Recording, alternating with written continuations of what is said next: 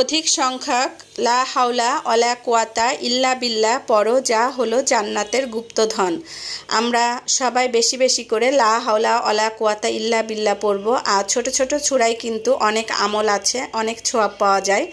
বিসমিল্লাহির রহমানির রহিম। আসসালামু আলাইকুম আমার প্রাণপ্রিয় মিষ্টি মিষ্টি আপুরা, সবাই কেমন আছো? আশা করি আল্লাহর অশেষ রহমতে আমার কাছেও দূরে যে যেখানে আছো সবাই ভালো আছো, সুস্থ আছো। আলহামদুলিল্লাহ আমিও আমার পরিবারের সবাইকে নিয়ে ভালো আছি। আবারও গরম শুরু হয়ে গেল। মাত্র কয়টা দিনে আমরা আলহামদুলিল্লাহ সবাই একটু আরামে ছিলাম, একটু বৃষ্টি ছিল, পরিবেশটা ঠান্ডা ঠান্ডা ছিল। আবার গরম শুরু হয়ে গিয়েছে, বাচ্চাদের স্কুলও খুলে দিয়েছে। তো সকালে উঠে ফজরের নামাজ পড়ে বাচ্চাদের একটু রেস্ট নিয়ে বাচ্চাদের জন্য টিফিন তৈরি করতে চলে এসেছি। আর পাউরুটি ডিমের স্যান্ডউইচ করব। আর এখানে 4টা ডিমের মেনুস তৈরি করে নিয়েছি। আমি একটু বেশি করে মেনুস তৈরি করি, কেননা বাচ্চারা এই মেনুস থাকলে সন্ধ্যার নাস্তাটা ওরা পাউরুটি দিয়ে একা একাই নিজেদের মতো করে নিতে পারে। তো মাশাল্লাহ আমার কিন্তু মেনুসটা পারফেক্ট হয়েছে। কেউ যদি মেনুস তৈরি করা শিখতে চাও তাহলে অবশ্যই আমাকে বলবে, আমি ইনশাল্লাহ তোমাদের সাথে রেসিপিটা শেয়ার করব। এর আগেও আমি রেসিপিটা শেয়ার করেছি। তো এদিকে আমার বাচ্চারা রেডি হয়ে বের হয়ে পড়েছে। প্রথমে আমার 2 মেয়ে, ওদের 7:30টায় ক্লাস শুরু হয়ে যায়। তো ওদেরকে বের করে দিয়ে আমি যেই মেনুসটা তৈরি করেছি সেটা একটা পটে উঠিয়ে রাখছি। এভাবে উঠিয়ে রাখলে মাশাল্লাহ দিলে বেশ কিছুদিনই আমি কিন্তু এটা খেতে পারবো, নষ্ট হয়ে যাবে না। আর ফ্রোজেনে করে প্রায় 15 দিন যাবে। তবে আমার বাচ্চারা একটু বেশি পছন্দ করে বলে কিন্তু আমার 1 সপ্তাহ বেশি যায় না। তো যাই হোক, ওইটা আমি বক্সে করে উঠিয়ে এদিকে আমার ছেলের টিফিনটাও তৈরি করে দিয়ে দিলাম। এখন ছেলেকে বিদায় দিব। তো আমার ছেলের ক্লাস শুরু হয় 8টা থেকে। এখন আপনাদের ভাইয়া ওকে নিয়ে যাবে। তো আপনাদের ভাইয়া ছেলেকে বিদায় দিয়ে এবার আপনাদের ভাইয়ার জন্য নাস্তা রেডি করছি। তো এভাবেই আমার সকালটা শুরু হয়, স্টেপ বাই স্টেপ। প্রথমে মেয়ে, তারপরে ছেলে, তারপর আপনাদের ভাইয়া আর আমি, এভাবেই দিনটা শুরু করি। আলহামদুলিল্লাহ অনেক ভালোভাবে দিনটা কেটে যায় শত ব্যস্ততার মাঝে। তো এখানে আমি চিয়া সিড ভিজিয়ে রেখেছিলাম। চিয়া সিড, মধু আর লেবু দিয়ে একটা জুস শরবত তৈরি করছি। আর এটা কিন্তু খালি পেটে খেলে শরীরের জন্য অনেক উপকারী। এই চিয়া সিড যেন আমাদের শরীরের জন্য কিন্তু অনেক উপকারে আসে, এটা কম বেশি সবাই জানেন। তো এখন এই যে দুজনের জন্য 2টো মগ নিয়ে নিয়েছি, আর এখন দুজনের জন্য ঢেলে নিচ্ছি।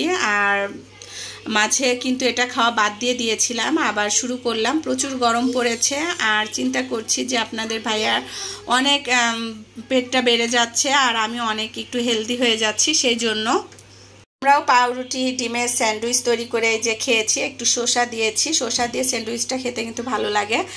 আর এখন খাওয়া দাওয়া কমপ্লিট করে চা দিয়ে আমাদের নাস্তা শেষ করা হবে। তো দুজন মিলে একসাথে চা না খেলে সারাদিনটা আমার ভালোই কাটতে চায় না।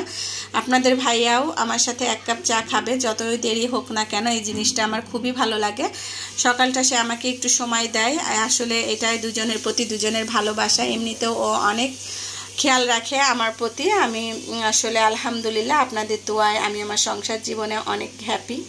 তো সবাই দোয়া করবেন। আমিও আমার সকল ভাইয়া আপুদের জন্য দোয়া করি আল্লাহ তাআলার জন্য সবার সংসারে সুখ দেন, সবাই যেন সবার সংসারে সুখী থাকতে পারে। সংসারের সুখটাই কিন্তু সবথেকে বড় সুখ।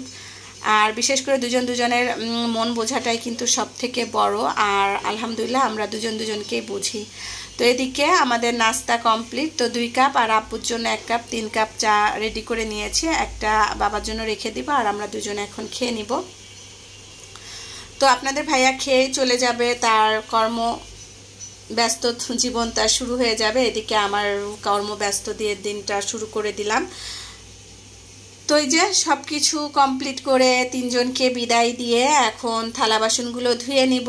সকালের ব্যস্ততা শুরু হয় আমার সকাল 5টা থেকে, আর রাত 1টা বাজে শেষ হয়। তো এদিকে এখন থালা বাসনগুলো ক্লিন করে নিব।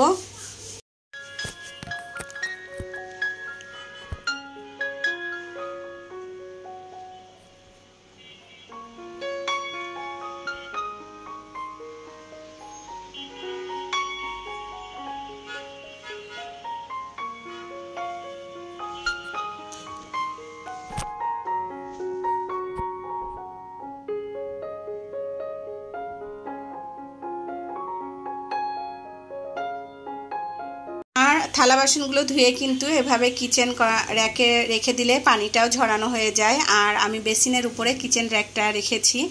তো তো কাজটা খুব দ্রুত হয়ে যায়, আলাদাভাবে কিন্তু থালা বাসনগুলো আবার সাজানো লাগে না। আর সাথে সাথে আমি আমার যে কিচেন যেই সিঙ্কটা আছে সেটাও কিন্তু আমি ওয়াশ করে নিচ্ছি, আর সাথে সাথে কাজটা করলে ময়লাও জমে থাকে না। আর এদিকে দারাজ থেকে যে কলটা লাগিয়েছে এটা দিয়ে কিন্তু খুব সুন্দর কাজ হয়, যারা এখনও কেনেননি কিনতে চাচ্ছেন তারা কিন্তু এটা কিনে নিতে পারেন। তো এদিকে আমার কিচেনের কাজটা কমপ্লিট করে নিলাম। আর এই যে আরও কিছু কাঁঠাল ছিল সেগুলো খেয়ে যে বিচিগুলো ছিল সেগুলো এখন ক্লিন করে পানি ঝরানোর জন্য রেখে দিব।